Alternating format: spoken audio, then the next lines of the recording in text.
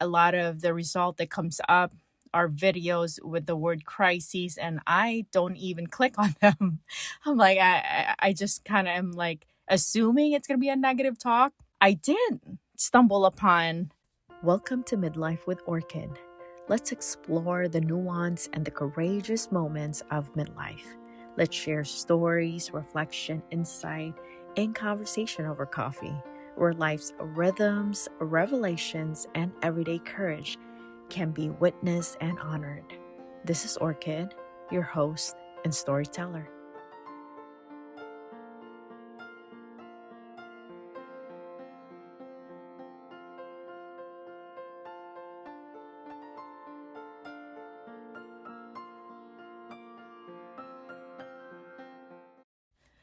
Where nuance meets courage. I said I was going to share a secret with you from the last episode, but my mind drew blank and somehow I didn't find my way back there. And as I was re-listening to the last episode, I realized, oh, wait, I didn't share the secret. So come closer. The secret is, if you already heard me kind of laugh and giggle or chuckle, I recognize that is one of my way of coping when I'm feeling some sort of discomfort.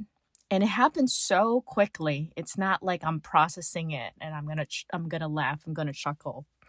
So if you are resonating with me and you're going to continue to be in companionship virtually here as we experience, share stories, midlife, I guess I was just feeling self-conscious if that becomes triggering to you in any way.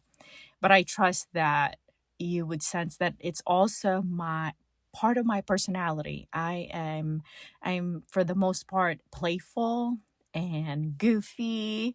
Like if you know me in real life, in person, that's just how I am. So I tend to laugh at things. Witty, dry wit, those are the things that I love. Those are the Kool-Aids that I drink. But I understand that some of these experiences in midlife, some of the stories that will be shared would be sensitive and tender, and I may laugh in inappropriate times. Oh gosh, so forgive me ahead of time. Okay, so that's my vulnerability, my insecurities kicking in. I'm gonna go ahead and just get it out of the way. So so as for this episode, I was thinking that based on the last episode, and I've been able to reframe and see a different language to crises, and I can say that, yeah, I am going through, I am having, that's probably the other way, I'm having midlife crises, but emotionally, mentally, and physically, I feel grounded to be experiencing them. And if I am, and if perception is not everything, but the doorway to how I experience that, what I'm perceiving, is there an alternative? Is there another way other than just changing up the words to experience and perceive this middle stage, middle age, midlife?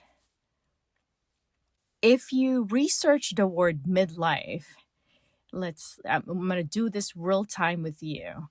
Most of the things that shows crises attaches to it. And at least for me, for a long time, it just paints that there's going to be a negative time or season of our lives.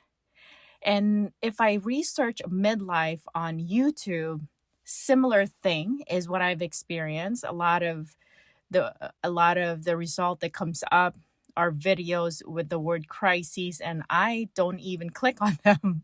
I'm like, I just kind of am like assuming it's gonna be a negative talk.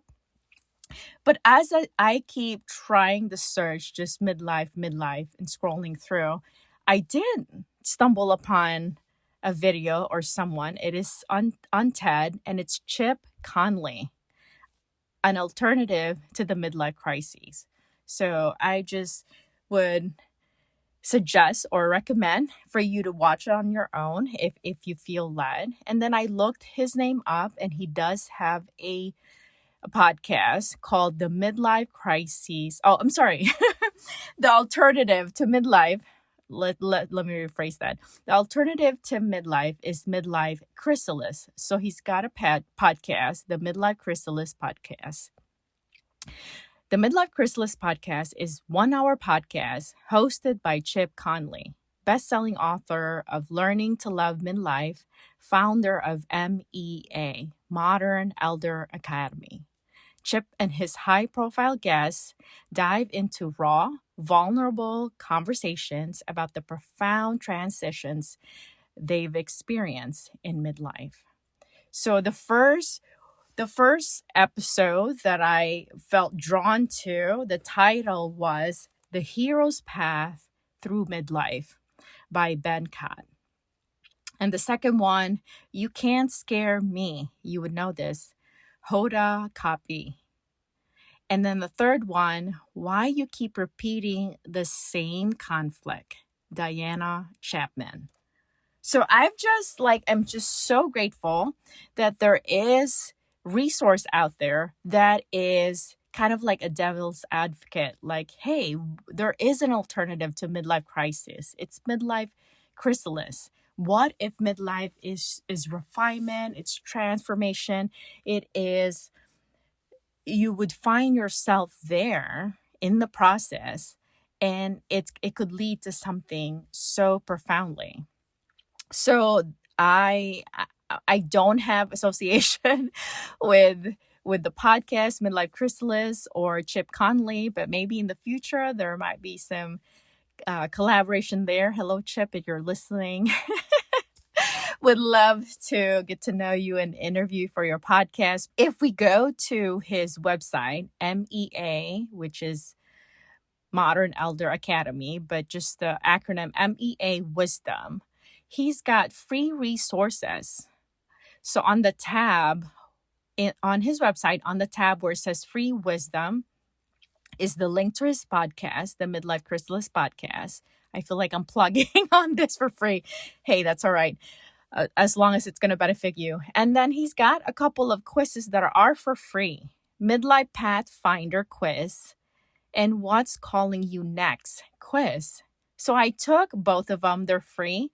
The Midlife Pathfinder is about 6 minutes. It's about 24 questions. The result is it lets you know, discover your strengths, recognize your blind spots, navigate midlife with insight and direction. And so I ended up taking this quiz twice. A couple of days ago, I took it and it gave me 3 archetypes of which path am I following. And then yesterday I took it again and one of the archetypes showed up again. So I'm just going to lean on that more because it's almost like synchronicity. But the result of my quiz says that the path that I'm following is the sage.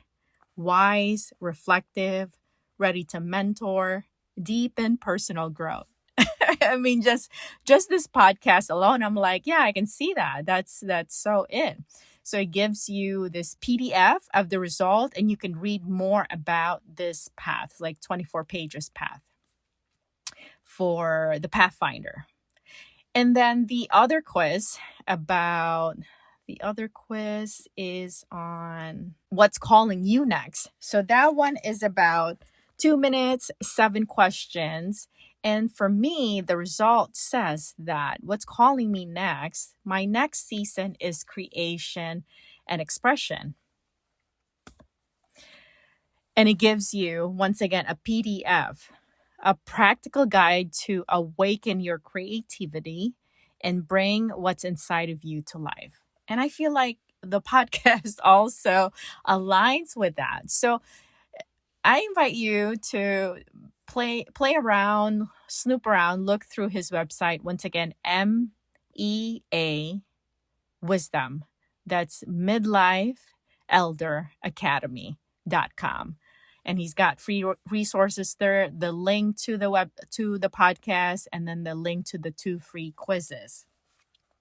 I really like that I found this place because it's becoming this companion. Like, there's so much more of the interviews I wanted to hear. I love hearing people's story, and even though I may not go through the same exact experience, but the energy of it and the wisdom that is drawn out from that experience, that is something similar, and that is something that each one of us can actually, we can use it. It's the wisdom of others that is shared are like pearls, and we can use it. We can use it for what we're going through in our lives. As far as for the midlife path, there is the mantra that I am to share, or that I am to say to myself. My presence is powerful. My wisdom is enough. My presence is powerful. My wisdom is enough. My presence is powerful. My wisdom is enough.